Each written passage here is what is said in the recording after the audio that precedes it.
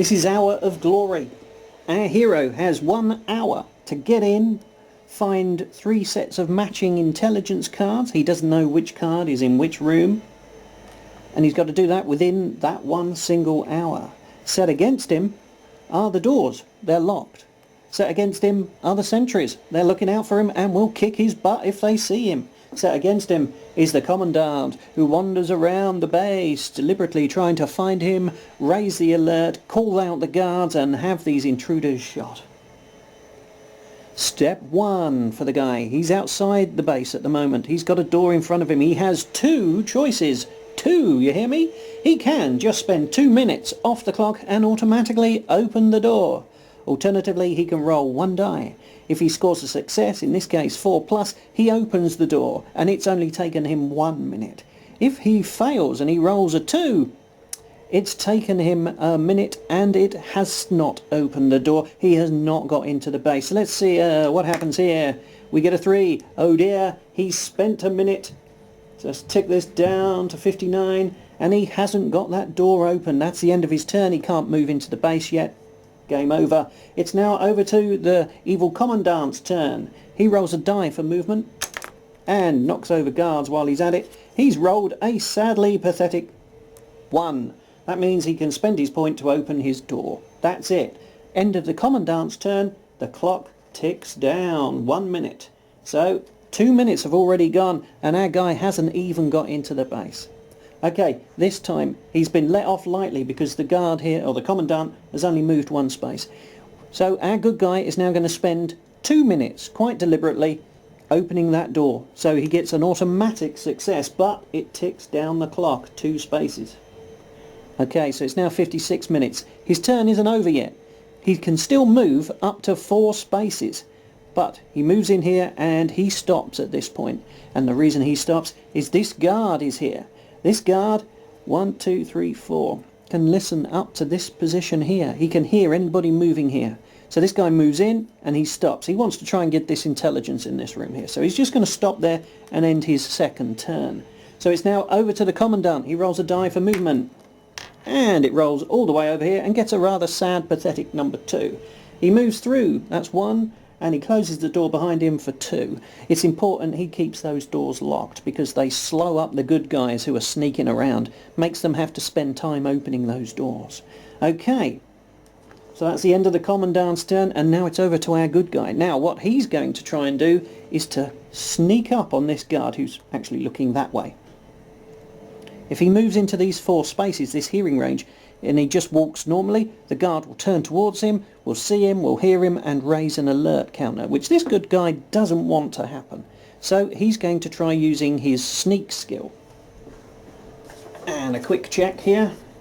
He's doing a sneak, which means he rolls 1 die or spends 2 minutes to sneak up on him automatically. Well, at this early stage he doesn't want to raise alerts, so he's going to spend 2 minutes on the clock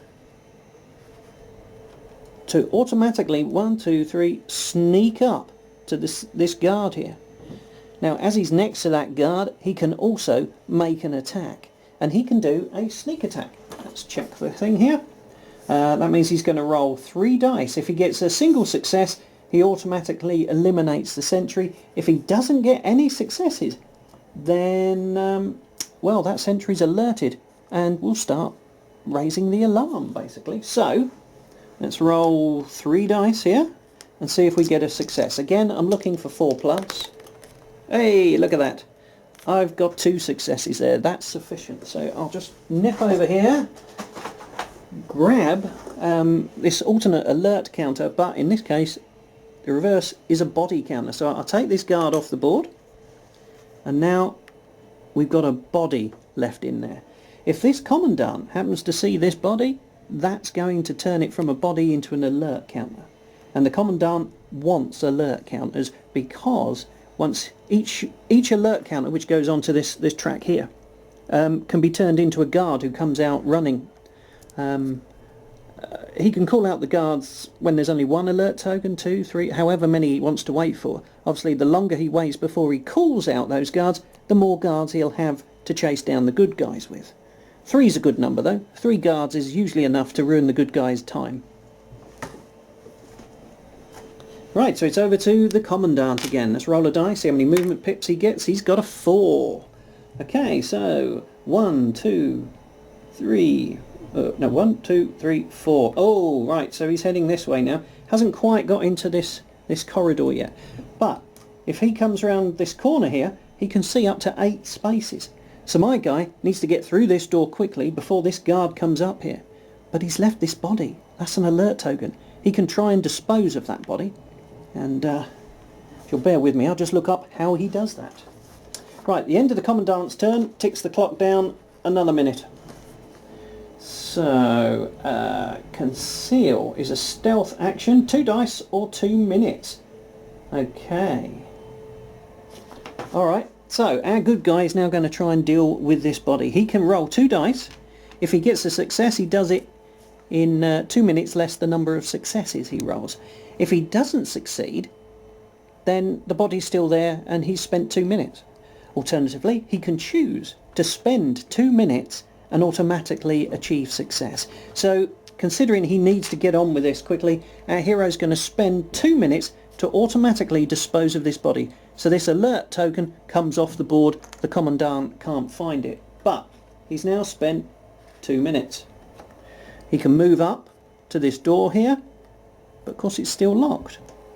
But he's spent his action already in trying to get rid of that body. So it now goes over to the bad guys. We roll a die to see how many movement pips he gets. Ooh, he's got 5. 1, 2, 3, 4. He's up here where this guard is. How close is he to our hero? 1, 2, 3, 4, 5, 6, 7, 8. He's within range. Okay, I'm back after a quick check of the rules. Our Commandant has moved up into range so he can see our good guy here. Now what happens is our good guy gets the opportunity to make an action out of turn. He rolls 3 dice to try and evade. So, and we're looking for 4s or more. We get 1 success. 1 success on my little cheat chart here means that he stays hidden. So our Commandant hasn't managed to see him because our good guy has hidden successfully. Okay, the end of the Commandant's turn means the clock ticks down a minute.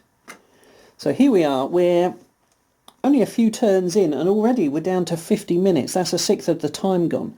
This is a very hard game for just one good guy to try and succeed at. Our good guy is now in the corridor, but he needs to get through this door.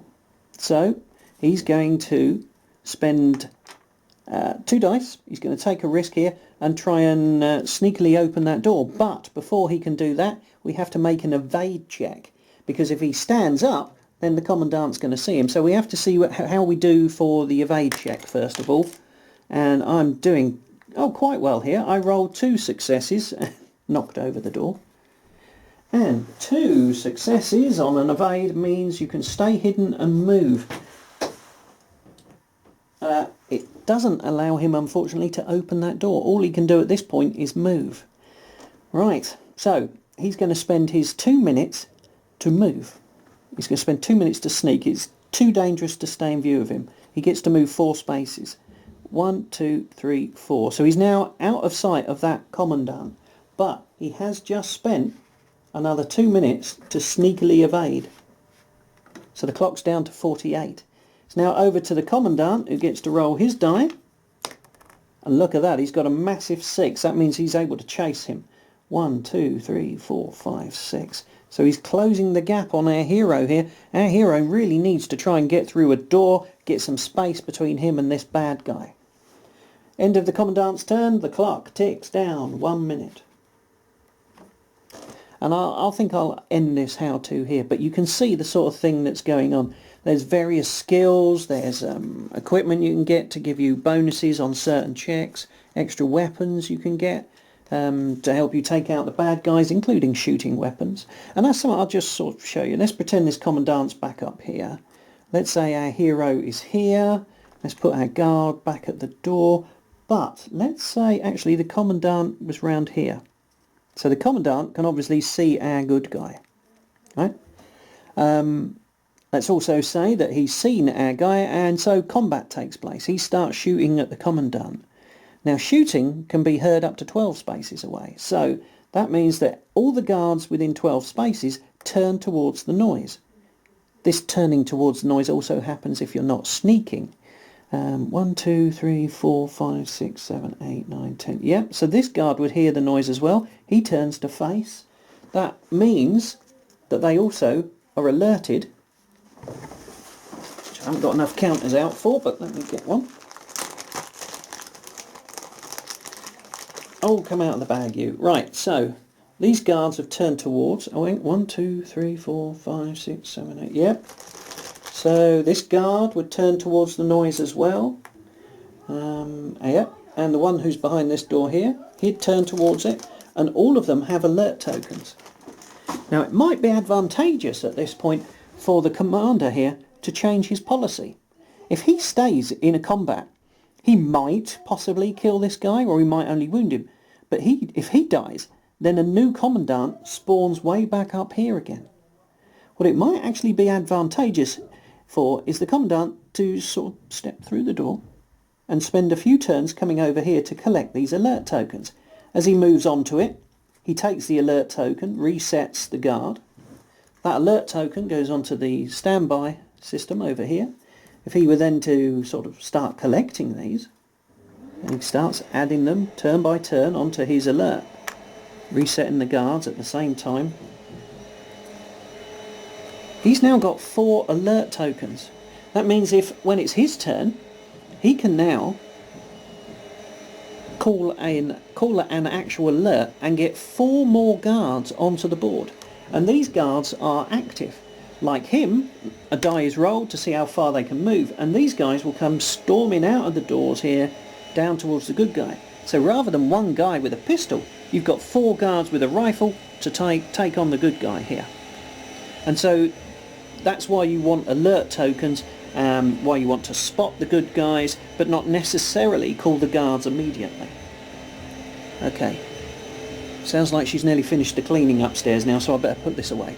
Okay. That's it for Hour of Glory. I might show you some more of it in a later video. We'll see.